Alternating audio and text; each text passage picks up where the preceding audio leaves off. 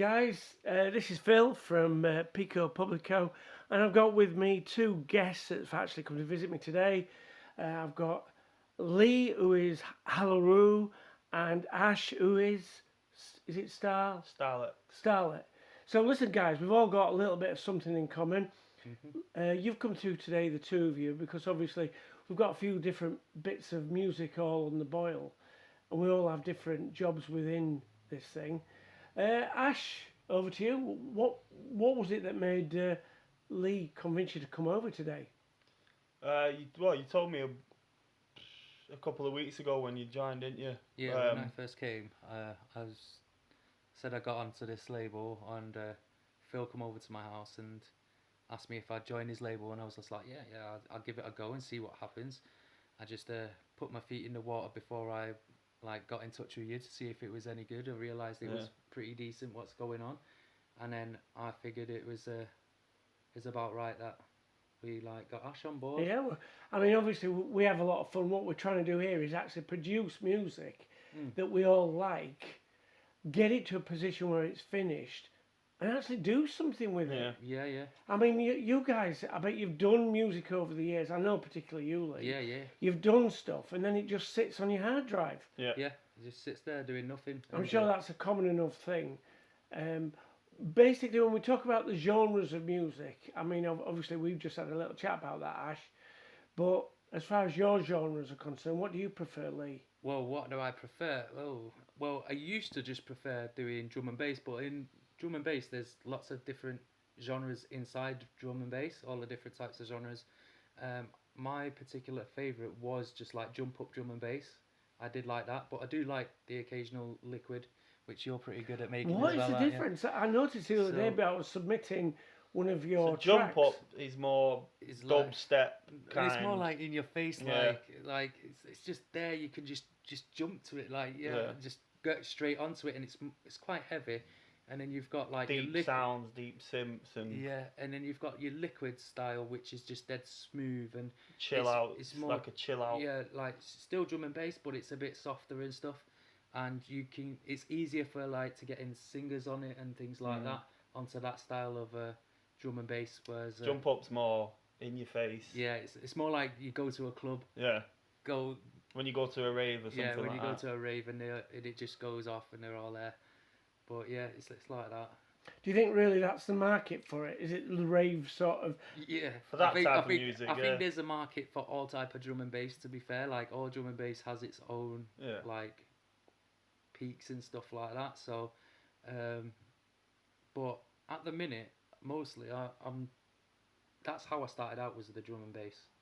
I find it with music. Obviously, everybody likes their own type of music. Yeah. But I can't relax to drum and bass. It's not chill out music, is it? It depends what you're listening to. Yeah, if you we're saying, if you're listening to a liquid, then it's much more chilled out, because that's sort of it's a lot softer. Yeah, it's not just so hyper, and it's not you just have to keep boom going, in your face. It's nice and chilled. But it's and still mellow. a fairly fast BPM, though, isn't it? Yeah, it's drum and bass. It's always going to be 175, 174, around that. But you can still calm it down. It doesn't always have to be so hard. Yeah, just because the BPM is so fast doesn't mean that it's gonna be so hard going. You can still make nice soft tunes even at that speed. Yeah, well, I think a lot of the mainstream stuff that I'm wanting to try and attract, both of you have got that idea. I mean, obviously, Lee, I know you've done a couple of tracks now, but Ash, you've got one that I'm trying to get out to one of the girls. Yeah. With I notice you will do a variation of music, but you can obviously appreciate, as well as the drum and bass, how attractive the mainstream sort of music is. Oh yeah, I mean, it's just with mainstream. It's even if it's not your comfort zone, it's something a lot of artists do to get the name out there, and then they'll go back to what they know. Do you know what I mean? You find it with a lot of artists. Like if you listen to Post Malone now, compared to when he made his first song and that became popular, it's completely different, because now he can make his own stuff, because he's got that fan base that's going to stick with him. And possibly the equipment changes as well. Exactly. more popular you get Yeah. and stuff. So Well, that's it. It's like us starting out now. We're sat in our rooms, bloody on a PC or a laptop. Mm. On a bit of software. Whereas when you with a label, it's like this now, isn't it? You're in a room. You're in a proper studio. Just describe this room if you can. this room, it's just amazing. I think it's like you can't smell it, but we can smell the newness of the room, and It could be everything is new. it could be the £500 sofa. You It sit could on. be that. maybe, It could yeah. be that. But yeah, we can smell the newness of all the equipment and everything.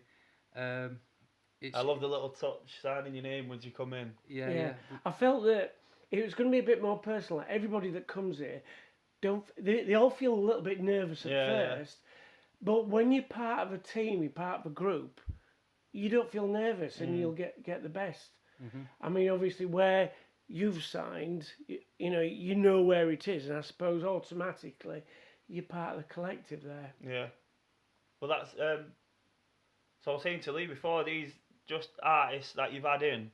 No, some of them are family, Yeah. but usually I would say every visitor, because if I get a visitor, they're part of me. They've got some connection that I want to just put up there. Yeah, yeah. But principally, each one of them is a person that I can relate to, and think of what talent they've either got or something that they've brought. Yeah. You guys have got talent because you can both write music. You look at production as being an important part of what you do. Yeah.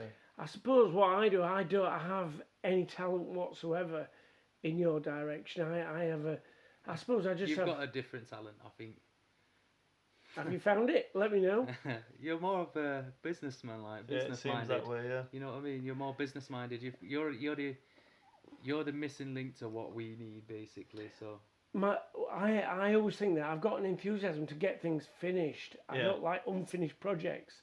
So I'm suddenly put into an industry which is full of hundreds of unfinished projects. And the more I can get out of you, get finished, you can get on and do something else. Yeah.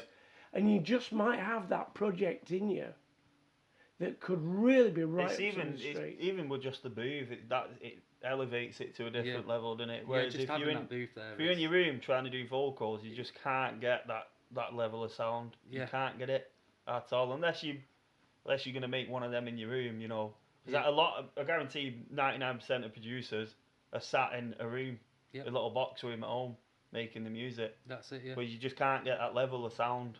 That you, When you're actually in the booth, obviously it's slightly dimmer lighting. yeah, And obviously you focus on that. Is there enough blank out from everything else so you can focus on your singing? yeah, I reckon so, definitely.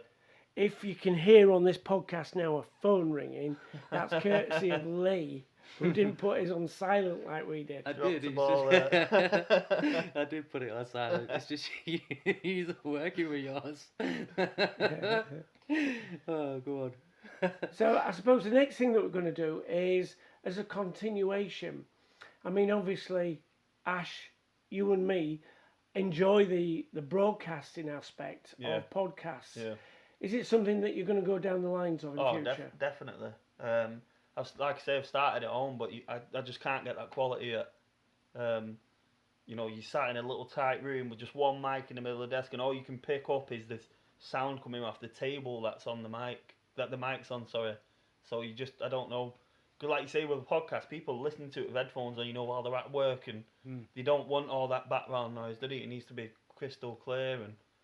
One of the things I thought about was using a laptop, an interface, and a microphone like the one that we're using, and going to like cafes to interview people. Yeah, definitely.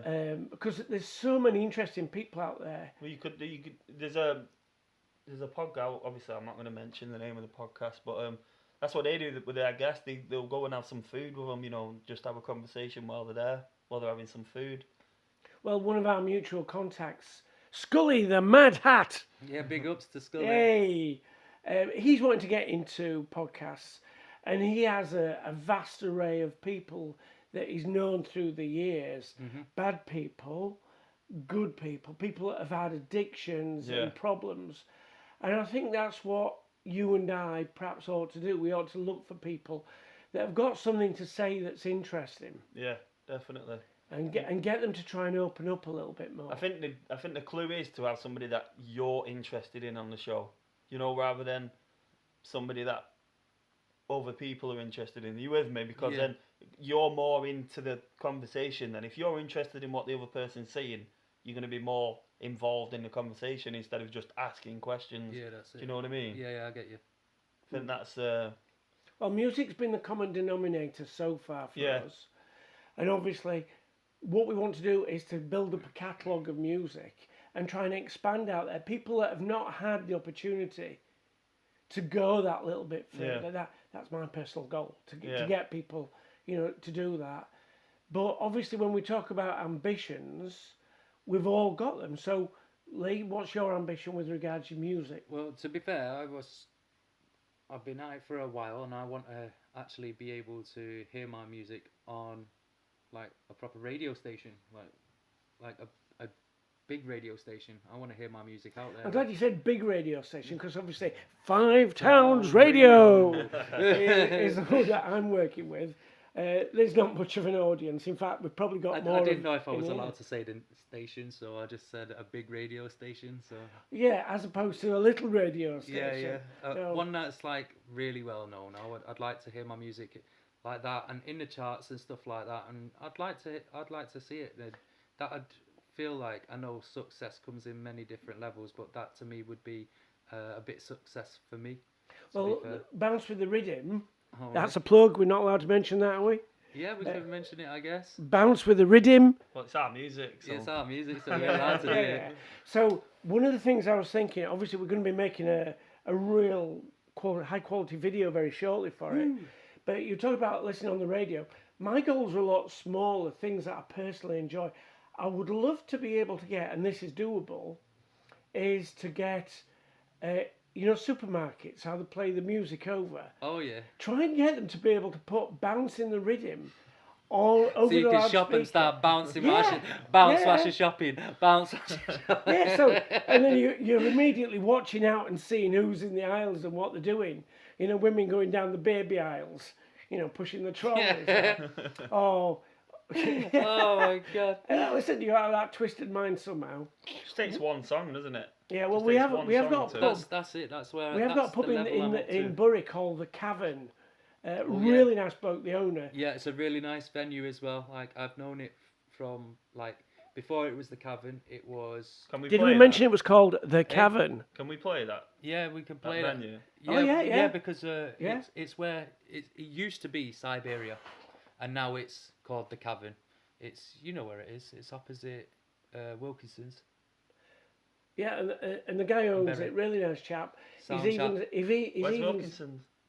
It's in Bury, just past the rock, just before. Oh yeah, I know it's what you just mean. Yeah, I know what you on the mean. corner. yeah. Oh, the He's- one where you go downstairs. Yeah, that right, one. Right, And I've been in there like recently. The guy's done it up. The guy is a sound guy. Have you ever been kicked out of there? No, I haven't I've never been kicked out of that place because I was one of their regular customers on a Wednesday night when it was rock night. Me and a couple of friends every single Wednesday without fail we'll be in there till about 2 a.m, just absolutely going crazy to rock music. All with non-alcoholic drinks. No, I can't exactly say that because I was old enough to drink at the time, so I was blooded every Wednesday. Yeah, but that's going to be an interesting event. Obviously, we'll be able to invite a lot of our socialites. But Yeah. Bury has turned out to be a little bit of a haven for talent because, as well as yourself, Scully the Mad Hat, Yep. Reese. Yeah, Reese 7. Big Yeah, ups to Reese, 7. who busks most days Yeah. in the centre of town. You might know him as the Berry Busker if you look that up too. You might find him there. So. Yeah. I would imagine he's quite a recognisable character for most people that go Yeah, through the centre. I think so. I think he's quite recognisable, and even if you don't see him, his voice is very recognisable because you hear him across Berry when he's doing his busking. Oh, does he? So you might not pass him, but you'll hear him. Does he have a decent PA system? He has an okay PA system. You can definitely, I can hear it from one side of the rock to the other. I can hear it. So Yeah. Speaking of the rock, I went to see Scully the Mad Hat and interview him for a couple of videos when I first met him. And we went to the Rock, and there's some nice benches with trees, and it was during the COVID thing. And obviously people were treating each other like lepers. You followed social distancing. Oh, how pointless is that? It is. I'm sorry. I'm going to come out and say it's pointless. Yeah, Absolutely. Obviously, flu is a thing that's not very nice. We can either catch flu, but all this scaremongering is about social behaviour, how they're going to get us to conform. But sorry, that's a different issue. Yeah. But That's when for another podcast. it is. We can have a rant and a rave without being politically Yeah. motivated on that. So we actually went to the Rock and we sat and had Greg's coffee. Me being from Yorkshire, of course, it's cheaper to buy a Greg's coffee than a Costa. So we were sitting there having our Greg's Cost a coffee. fortune. Hey, but it's nice coffee, like my coffee. And we It's not my cup of tea. Ah, there you go. Is that the first podcast joke? That one? It must be. Yeah. But we First sit- one-liner. Yeah. I'll put a hi-hat over that bit then. Yeah, I actually we do have. That'll do. Yeah, we ought to get the. We'll edit that. We'll edit Oh it. yeah, I've actually got a hi-hat that we ought to bring in for the next interview, and then we'll practice that. Try and do away with this squeaky chair as well, which doesn't particularly help. First time. So, is there anything that you guys want to know about the process of registering music, or any aspect of it that you find a bit hazy? Well, just to let the people know where they can get our music and purchase our music and listen to our music, what are the different things that they can do to hear Well, us? generally, when we publish your music, Mhm. I usually take the box which says on all platforms, Yeah. which is everything from Spotify, which does 80% of streaming, which is I think a lot. Spotify's the main one to get onto, really. But it also does like the free stuff like Deezer, iTunes, and whatever. Because some people have accounts with them. The download money isn't really enough to make anybody rich, unless it goes to phenomenal lengths. Yeah. And usually it has to be matched with a Vivo video on YouTube, so that you can get the volume up into the millions. Yeah. If it's just, 10,000, 15,000, it isn't going to make you wealthy and rich. And obviously a lot of people think that they're just going to come into this industry and become really wealthy. Yeah. And one of the things that I think we've been doing it long enough to know that that's That's not not the going case. to happen. Yeah. and getting little collaborations like you guys together, and Scully the Mad Hat. Loving that plug-in. Yeah. If I'm going to charge him £5 for every time I say endorsement. Scully the Mad Hat, then perhaps I might get some money for this. But the thing is, obviously, we want new ideas. We want new contributors. So if people go onto your YouTube channel, for example, if we can start building up a podcast, which is marginally interesting, we might get people to listen to it. Oh, yeah, definitely. People can listen to your music and start listening to Halleru, see the range of music that you have. Yes. Well, we'll leave links in the descriptions to people's music who want to promote the new track, and we'll also use them on the videos. Like today, we can use one of Lee's tracks or one of my tracks in the introduction. Yeah. So If people they- can start hearing it that way. If it's catchy, somebody will think, "Oh, what's that song?" Yeah. And then they'll type in, try and find the song. on my website, pekopublico.co.uk, I've got a page about Halleru, and obviously something that we can do is include your YouTube channel Yeah. and your podcast if you do it. As much as anything else, this is about sharing information. Yeah. And what we're doing is we're collaborating. Yeah. Really, and we want to hear from other people who they've got something they want to contribute. If they like the dubstep, the drum and bass, if they've got something they want to put in, and you want to sort of like include it on some composite, or they come up with an idea of something that perhaps you want to do. Yeah. I mean, obviously Halleru will write music, which is good for grime, trap, that sort of stuff. Yeah. Mostly hip hop though. Mostly hip hop. Yeah, yeah. So that's really the. So if you want a hip hop track, obviously you can customize it. Yeah, I can customize tracks and stuff to the way people rap or the way people's needs. I prefer not to do the grime stuff. I'm not a big fan of it, to be honest. It's a Okay. So if somebody comes along and Doesn't mean we can't do it though. doesn't mean we can't do it. Yeah, no. we can do it. If somebody just we wants don't a big hip fan of hop track, it. Yeah, I do that. No one of the problem. things that they probably don't realise, if they go on YouTube and they buy one of these instrumental hip hop tracks to actually use, that have got the tags all over them, they're paying 80, 100, 120 pounds for being able to use it. Yeah. You'll It's not your charge them. song as well. It's not your song. Yeah, is it? It's yeah. not. You're I'll if charge you're him trying half to of that. I'll get charge your- him half of that, and then for that little bit of a like, if they want it so that we record it for them, I can specially come in and specially do it to their need and have it so that it's right for their voice and so that it fits for their voice and stuff. I can make it so that the track is the right length, they're getting the right thing for their money, basically, you know what I mean? So they're not just going home, they're not just taking it away, and they're not just like just making it at home and then they have to chop it themselves. They'll get it chopped professionally. Exactly. by So me. if you all the So- artists out there that are trying to just literally get their music onto instrumentals on YouTube, things like that. That is the wrong way to be doing it. You It should not be just definitely is. downloading somebody else's instrumental because it's got their tags all over it. And when you want, if you're doing it as an experiment, oh, I've got this song here, I'm going to go to the studio and maybe that they can make a song. If you don't know all of the details about that song, you don't know how hard that is for a producer to find out, right, well, you've got a song here and you don't know how fast this song is, you're just rapping to it. It just makes the whole process for a... Well, strangely enough, I think the vast majority of people that come here, that's exactly what they'll do. Yeah, and it's Yeah. actually a pain. It's nothing It's more worse. hard work, It's to be a honest. nightmare. Yeah, it just makes our job really hard. Like whereas You're using somebody else's music, aren't you? It's not. if they can come in with one of the tracks with the tags on and they can say, right, this is in 105 BPM, fine, that's totally fine, because I know that 105 BPM, we can record them onto that track with the tags. I can go away, know it's 105 BPM, make a whole brand new song at 105 BPM, and bam, put their lyrics straight onto that. Got you. I could do that, no problem. But if they come in and they don't know anything about this track, it's pointless. Basically. There's even one lad that I know that lives locally, and he's used the downloaded tags, and he's done a full album, and he's been on Instagram saying, "I've done a full album. Read my new album," and I've had a listen to it. It's not published on anything other than SoundCloud, and every single one has got the tags on. He's not even paid for the beats.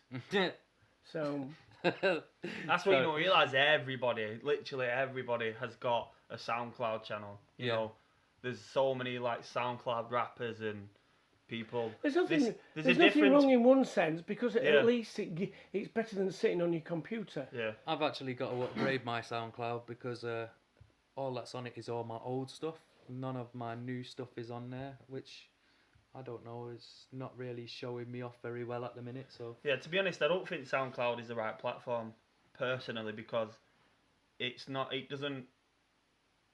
an easy way to find your music, you know. Even if I went in and typed in one of my songs, though, it's still not going to be the first thing that comes up, even though I've typed in what my song is and the artist. yeah, but on there, I've got more followers on there than I have on any other sort of platform for my music. So I think for me, mine's YouTube, and I've got some on Spotify as well. So, I don't know about my Spotify. Yeah. Might be growing that slowly. Well, we'll wait and see. Right, guys, thank you very much for coming over here. No worries. It's thank been you. enjoyable having a talk, and I'm hoping that we'll have more. So that's a thank you from PEKO Phil. Thank you from Halleru. and thank you from Starlex. Big ups. Yeah. See you And next Scully the time. Mad Hat. Scully the Mad Hat. Extra fiver. Starlex made this.